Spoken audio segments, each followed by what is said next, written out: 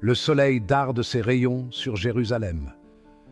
Une route poussiéreuse, noire de monde. Les soldats romains donnent des ordres.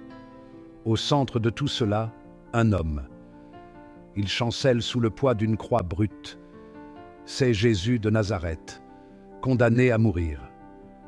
Son visage, marqué par le sang et la sueur, reflète à la fois l'agonie et la détermination. Il a été flagellé, frappé et humilié. Pourtant, il continue d'avancer. Chaque pas est un témoignage de sa volonté inébranlable. C'est un voyage vers le sacrifice. Une histoire de souffrance, certes, mais finalement une histoire d'amour et de rédemption.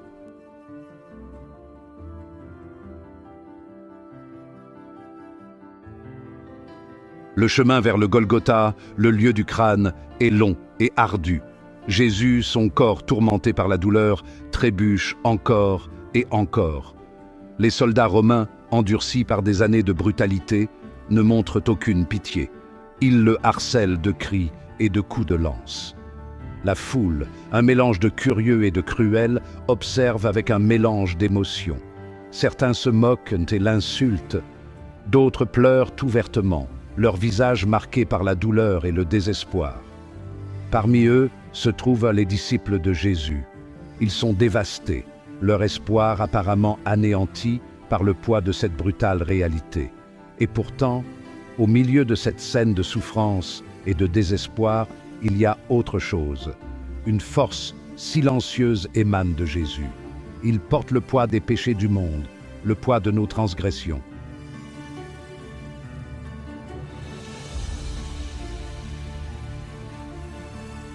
Et voici que Jésus arrive au Golgotha, le lieu du crâne. Une colline hors des murs de la ville, désolée et impitoyable. Ici, sur cette terre aride, le dernier acte d'amour va être consommé. Un acte de sacrifice qui résonnera à travers l'histoire. Tandis que les soldats se préparent à la macabre besogne qui les attend, Jésus observe la foule. Son regard embrasse le bien et le mal, les fidèles et les sceptiques. Il ne voit pas seulement des individus, mais l'humanité tout entière. Et à cet instant, empli d'un amour et d'une compassion profonds, il accepte son destin. Son sacrifice est un acte d'amour pur et inconditionnel, un amour qui nous rachètera tous.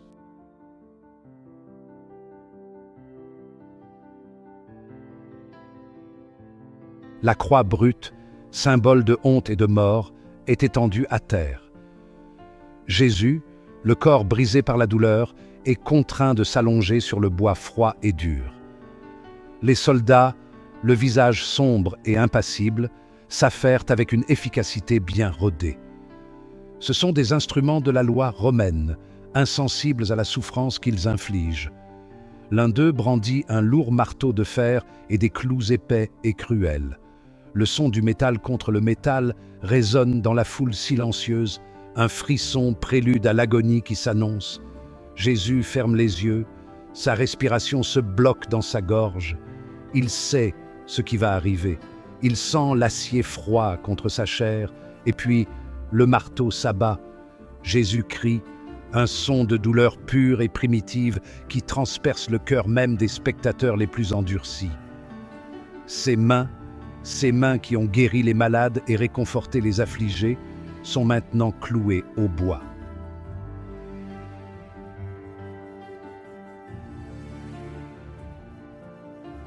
Une couronne d'épines moquait le roi. Les soldats, leur sinistre besogne presque achevée, prennent du recul pour admirer leur œuvre. L'un d'eux, plus jeune que les autres, avec peut-être une lueur de malaise dans les yeux, remarque une branche d'épines abandonnée. Une idée cruelle lui traverse l'esprit. Il tresse les épines en une couronne grossière, ses pointes acérées et menaçantes.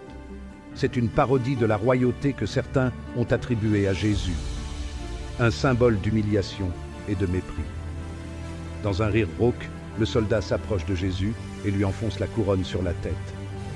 Les épines s'enfoncent dans son cuir chevelu, faisant jaillir le sang qui coule sur son front. Jésus tressaille, mais ne profère aucune plainte. Les autres soldats ricanent au spectacle, leur cruauté amplifiée par l'indifférence à sa souffrance.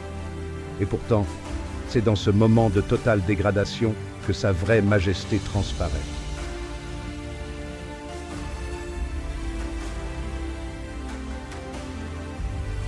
Les ténèbres s'abattent, le poids du péché. La croix, avec Jésus cloué dessus, est tissée dans un grincement de bois et de cordes. On la laisse tomber dans le trou qui l'attend avec un bruit sourd, faisant tressaillir son corps meurtri. La foule retient son souffle, une inspiration collective face à la brutalité crue du spectacle. Le soleil, haut dans le ciel de midi, semble s'assombrir alors qu'une obscurité palpable descend sur le Golgotha. C'est comme si les cieux eux-mêmes pleuraient la souffrance de l'innocent. Ou peut-être est-ce le poids des péchés de l'humanité, l'obscurité que nous portons, qui obscurcit la lumière. Jésus est suspendu là, entre ciel et terre, son corps ravagé par la douleur. Le sang coule de ses blessures, tachant le sol en dessous. Son souffle lui échappe en halètements saccadés, chacun d'eux témoignant de son atroce agonie. Et pourtant, même dans la souffrance, ses yeux laissent transparaître quelque chose d'autre, de la compassion, du pardon, de l'amour.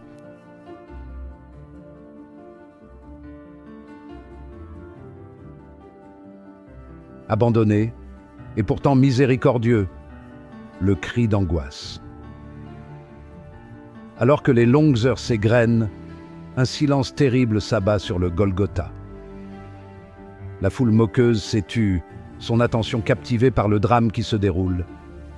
Même les soldats romains, endurcis par des années de brutalité, semblent soumis, leur arrogance habituelle remplacée par une tranquillité inquiète.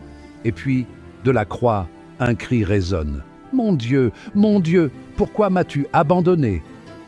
Ces paroles, prononcées dans un langage qui transcende la compréhension humaine, ne sont pas des paroles de désespoir, mais de profonde communion avec le Père. En ce moment d'abandon total, Jésus devient le pont entre l'humanité et Dieu. Il est abandonné afin que nous puissions être pardonnés.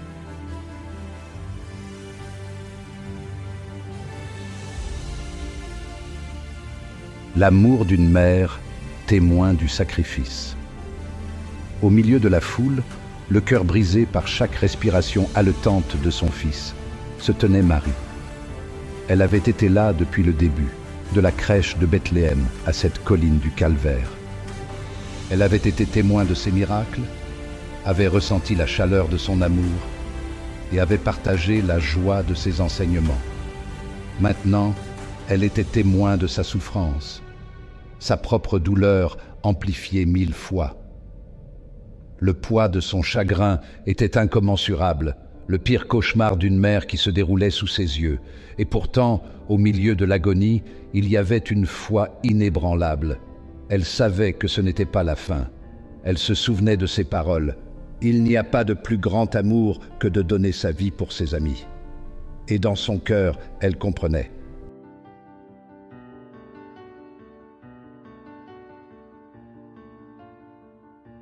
La confession du centurion, la vérité révélée. Au pied de la croix, la main sur la garde de son épée, se tenait un centurion romain. Il avait été témoin d'innombrables crucifixions, avait vu la brutalité et le caractère inéluctable de cette forme d'exécution. Pourtant, il y avait quelque chose de différent dans celle-ci. Cet homme, Jésus de Nazareth, se comportait avec une dignité sereine, même dans la souffrance.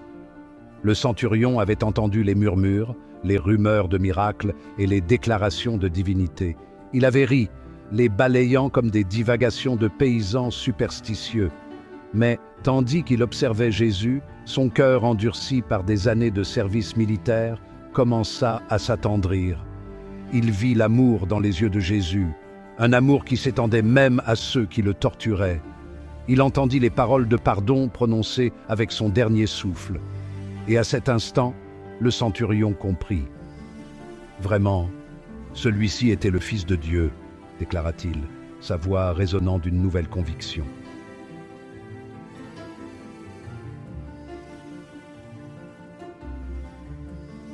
Au-delà de la souffrance physique, un combat spirituel. Alors que l'agonie physique de la crucifixion était indéniable, elle n'était que la manifestation extérieure d'une lutte bien plus grande. Jésus, le Fils de Dieu, se chargeait du poids des péchés du monde, prenant sur lui les ténèbres qui séparaient l'humanité du divin. C'était une bataille menée non pas avec des épées et des boucliers, mais avec amour et pardon. Chaque coup de fouet, chaque rire moqueur, chaque épine plantée était un rappel de la profondeur de la fragilité humaine. Et pourtant, Jésus n'a pas fléchi. Il luttait pour l'âme même de l'humanité, offrant un chemin de rédemption à travers son sacrifice.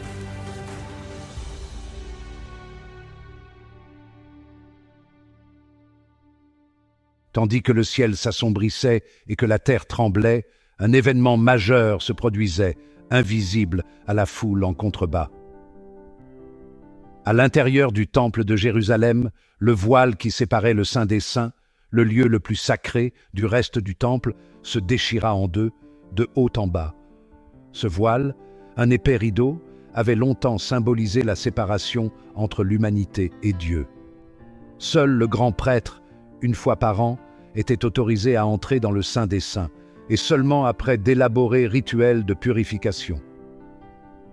Le déchirement du voile fut un événement cataclysmique, un signe visible de la réalité invisible qui se déroulait au calvaire.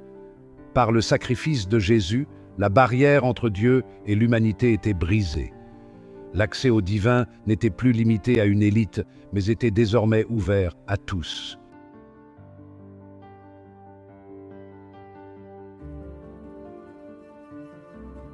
Pendant des siècles, le peuple d'Israël a vécu selon la loi, une alliance établie avec Dieu par l'intermédiaire de Moïse. C'était une alliance de règles et de réglementations, de sacrifices et d'offrandes, destinée à les guider vers la justice. Et pourtant, malgré leurs efforts, ils échouaient. La loi, tel un miroir, révélait leurs imperfections, leur incapacité à combler le fossé qui les séparait d'un Dieu saint. Mais Dieu, dans son infinie miséricorde, avait promis une nouvelle alliance. Une alliance non pas de codes écrits, mais de cœurs transformés. Une alliance dans laquelle le pardon serait offert gratuitement, non pas gagné par des efforts incessants. Et c'est par le sacrifice de Jésus, l'acte suprême d'obéissance et d'amour, que cette promesse s'est accomplie. L'humanité ne serait plus liée par les chaînes de ses échecs. En Christ, sur cette croix, s'est ouverte une nouvelle voie, un chemin de réconciliation pavé de grâce et de miséricorde.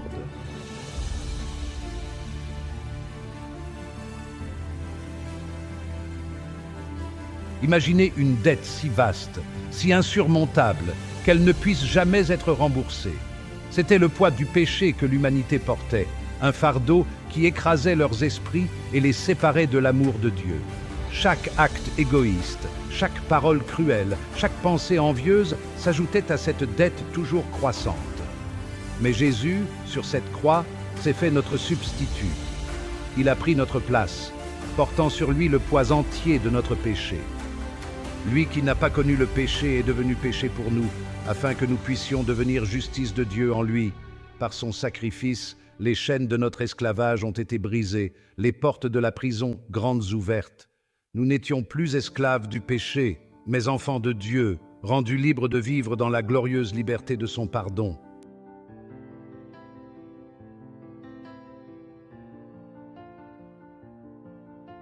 Une nouvelle relation, accueillie dans la famille de Dieu. Avant la croix, l'humanité était loin de Dieu, séparée par son péché, aspirant à une proximité qu'elle ne pouvait atteindre. C'étaient des créatures qui languissaient après leur Créateur, mais incapables de combler le gouffre qui les séparait. Mais par le sacrifice de Jésus, un pont a été construit, un chemin a été ouvert, nous permettant d'entrer au cœur même de Dieu. Nous n'étions plus des étrangers, ni des étrangers, mais des fils et des filles, accueillis dans la famille de Dieu. Cette adoption n'était pas fondée sur notre mérite, mais sur sa grâce, un don gratuit offert à tous ceux qui voulaient bien le recevoir. Nous étions désormais héritiers d'un héritage éternel, citoyens d'un royaume qui ne serait jamais ébranlé.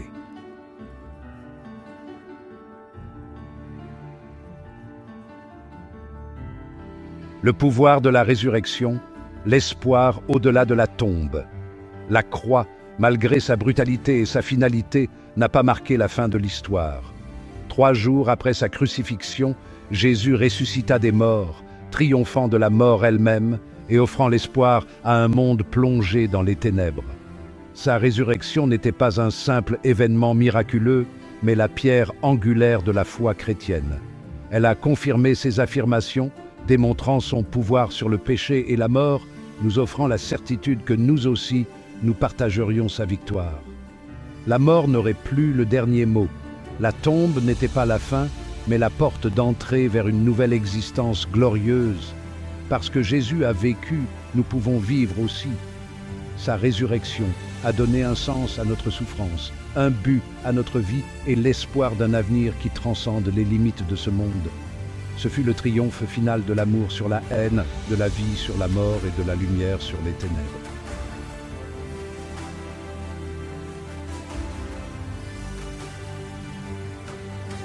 Viver nella luz, una vita trasformata. La crucifixion n'était pas seulement un événement historique, mais un appel à l'action, un appel à vivre différemment, à recevoir le don du pardon offert si librement et à étendre la même grâce aux autres. C'était un défi de consacrer notre vie au service des autres, d'aimer inconditionnellement, de pardonner promptement et de refléter le caractère du Christ dans tout ce que nous faisons. C'était un appel à être des instruments de réconciliation, des porteurs de paix dans un monde déchiré par les conflits et les divisions. La transformation commencée sur la croix devait imprégner tous les aspects de notre vie, façonnant nos pensées, nos paroles et nos actions. C'était un voyage qui durait toute une vie pour devenir plus semblable au Christ, pour permettre à son amour de couler à travers nous et de toucher le monde qui nous entoure. Nous étions appelés à être des témoins vivants du pouvoir de la croix, des phares d'espoir dans un monde qui a désespérément besoin de lumière.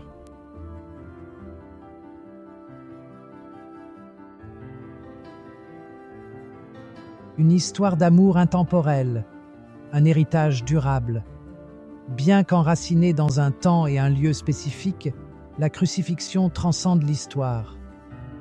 Son message d'amour, de sacrifice et de rédemption continue de résonner à travers les cultures et à travers les générations.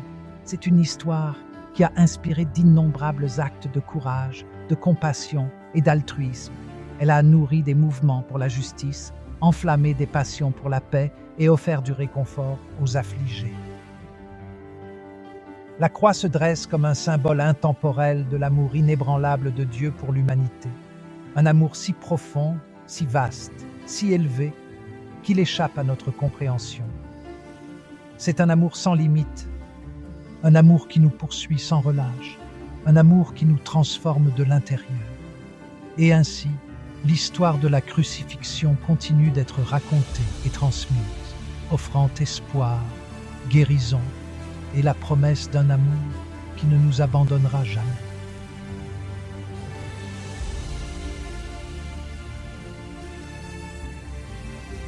Le cœur du problème. Alors que nous nous rendons au Golgotha, témoins de l'agonie et des cris, il est facile d'être submergé par la brutalité de la crucifixion, la douleur physique, le tourment émotionnel, l'humiliation totale. Mais se concentrer uniquement sur la souffrance, c'est passer à côté de l'essentiel. Car en son centre, la crucifixion est une histoire d'amour, un acte délibéré de sacrifice, guidé par un amour profond. Jésus a volontairement donné sa vie pour l'humanité, pour un peuple perdu et brisé.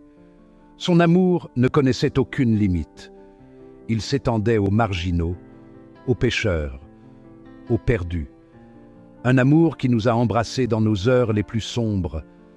Un amour qui a vaincu la mort elle-même afin que nous puissions vivre.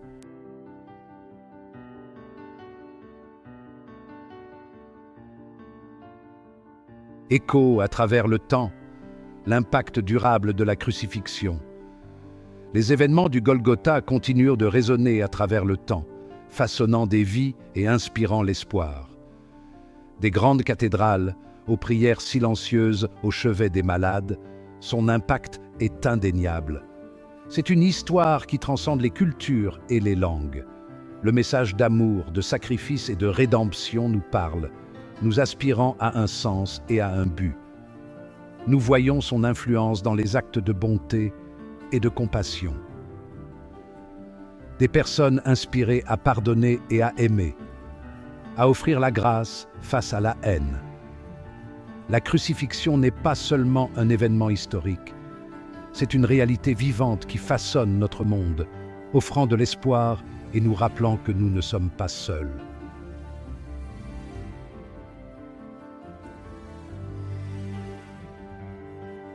Plus qu'une histoire, une réalité vivante.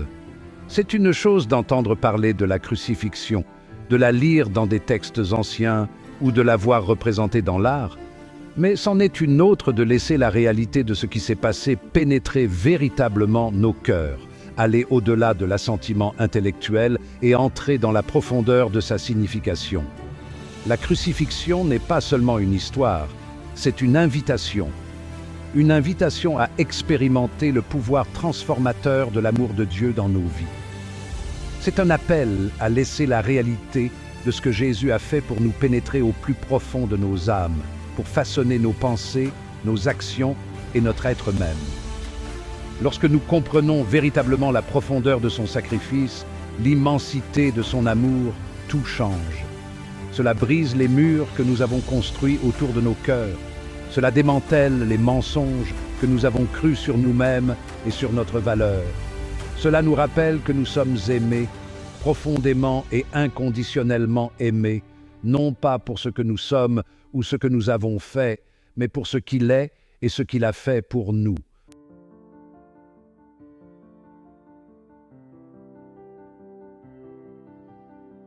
Embrasser la croix, une invitation personnelle. La croix n'est pas un symbole de défaite, mais de victoire. Elle représente l'amour qui triomphe de la haine, la vie sur la mort, l'espoir sur le désespoir. C'est une invitation à déposer nos fardeaux et nos peurs, pour entrer dans la liberté d'être pardonné et aimé. Embrasser la croix signifie une vie de service, de compassion et de grâce.